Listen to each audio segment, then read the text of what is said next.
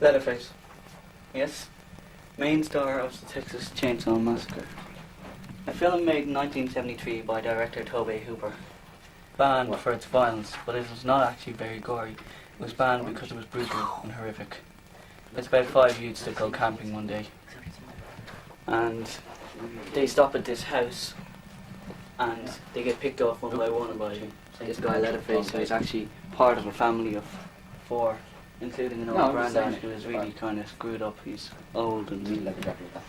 Anyway, it was banned in the video nasty schemes back 4 years ago.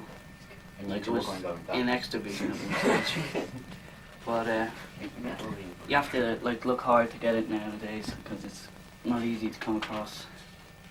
The time I saw it was 6 months back. It was a free gaff, and I didn't really enjoy it so much the first time. But like after, like when you get to appreciate the film and how good it is and how realistic, you really, you know, get to like it.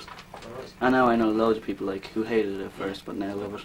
And we've got Texas Chainsaw Massacre 2 over there, which we are going to watch today, directed by the same person. But a bit more brilliance. Tobe Hooper, 1987. It won't be as good as the first one, but then neither was Friday the 13th. Part 2. And that's it for our Texas Chainsaw Massacre talk about. Next week it will be Book of the Dead. Until then, stay out of the shower.